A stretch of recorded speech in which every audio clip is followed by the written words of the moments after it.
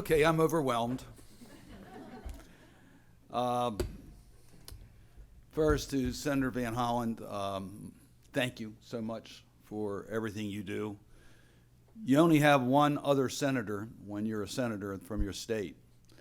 So sometimes you try to get along, sometimes you tolerate each other, but it's rare to have the type of friendship and partnership I have with Senator Chris Van Hollen, which has really benefited me as a United States Senator, and more importantly, it's benefited the people of Maryland. So I want to thank Senator Van Hollen for his incredible leadership. He comes from a diplomatic family, and he understands the importance of diplomacy for peace and prosperity around the world.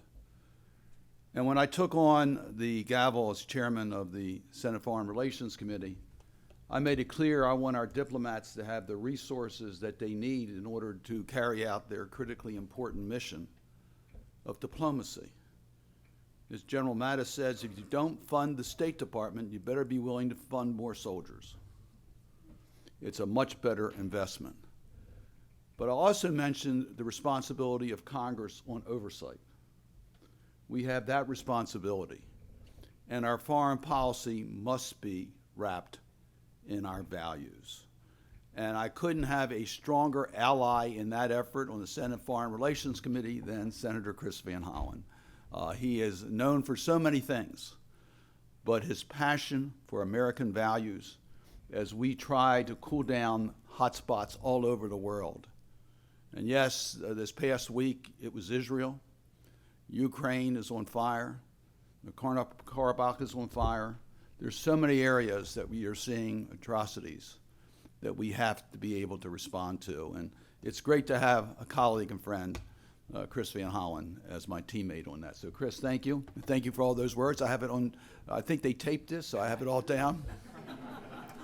I certainly have Bill Browder and Roger Wicker on tape, so I'll remind Roger at times when we have some disagreements. But anyway, I want to thank Bill Browder for his incredible passion for justice for Sergei Magnitsky.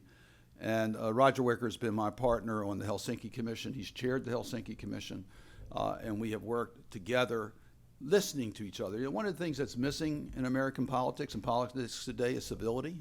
You may have noticed that. It's hard for people to get along. And one of the things that has been so beneficial in working with Senator Wicker, a Republican, is that we listen to each other and we're willing to compromise to get results. I hope the House of Representatives is listening right now. I hope they can figure out how to move forward on the issue. Madam Ambassador, thank you to the Kingdom of the Netherlands for everything, for this award. I'm very emotional about this, and I thank you for that. But more importantly, I thank you for what the Netherlands does all the time. You're one of our great leaders on human rights, and we thank you so much for everything you do, and particularly today. And last night was very special as well, so thank you so much. Katrina? Where's Katrina? Over there, okay. I had the honor of serving with Tom Lantos in the House of Representatives. He was our champion on human rights.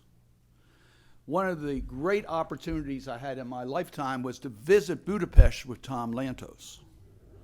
It was during the Soviet times, so it was not a friendly time to be in Budapest. But I can tell you, they heard Tom Lantos that trip, and we all did, and we've all been motivated by his inspirational leadership, the experiences that he endured in life, and the way that he turned it into a commitment for human rights. Thank you for continuing in that great, great tradition. So, thank you all for everything you're doing. We appreciate that so much. But it's been pointed out, this is a bittersweet to be here with you all today. I'm deeply grateful to the Kingdom of the Netherlands for this award. My grandparents came to the United States in 1902 from Lithuania, where there were pogroms against Jews across Russia and Eastern Europe. I relayed last night the story of my uncle, who told me the hiding place he had in order to escape violence when trouble erupted. So the struggle against hatred and intolerance has always been profoundly important to me and my family. And this award is truly humbling, considering the special place that Anne Frank holds in the hearts of millions of people who read her diary and know her story as a young Jewish girl hiding for life. Anne Frank's diary was important to me growing up. We talked about it a good deal in our family. So when my daughter Deborah had her bat mitzvah, she did many readings from Anne Frank as an inspiration to her as she reached that moment in her life. And her two daughters, my granddaughters, did the same during their bat mitzvah, relying on Anne Frank as an inspiration for them reaching this milestone. And I do remember the tears in their eyes when they related the age of Anne Frank and their age and her words, and that she was denied the opportunity to grow up and contribute to our society. So this is really special to get an award named after Anne Frank. And I just want you to know how much I appreciate this and what it means to me today. And yet, as I accept this deeply meaningful award, we are still in a state of shock and horror by the attack of Hamas on Israel. An attack that forced Jews to hide for their lives with their families, as Anne Frank did nearly 80 years ago. Since the end of World War II, our nation and the world has repeated the mantra, never again. Never again will we allow Jews or any other people be targeted for genocide. Never again will we tolerate ethnic or racial cleansing. Never again. The world has not been able to keep its word. And not since the Holocaust have so many Jews been murdered on this scale as they were by Hamas last week.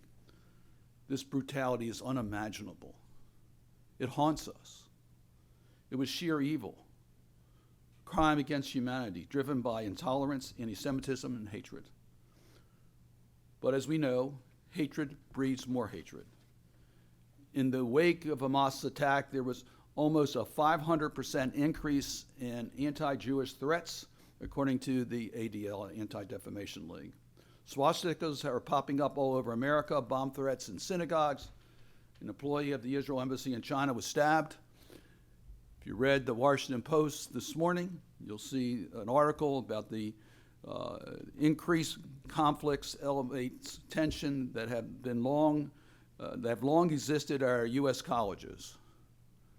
They talk about anti-Semitic activities at Georgia Tech, at Stanford, and at Cornell. Throughout our country, it's on the rise. Because when any minority group is in jeopardy, we're all in jeopardy. We must stand up against hate. We must be speaking out and acting out against hate, all forms of hate. If any of us are unsafe, we're all unsafe. The Dutch know what it means to rebuild a country devastated by hate, as it was after World War II.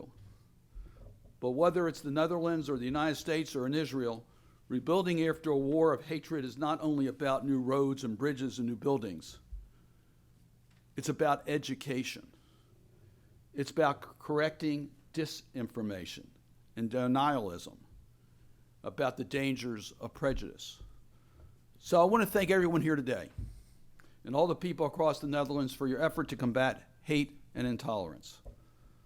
I want to thank you for flying the Israeli flag in Amsterdam in solidarity with the Jewish people. I want to thank your Prime Minister, Ruda's unequivocal condemnation of Hamas's attack and full support for Israel's right to defend itself and its people.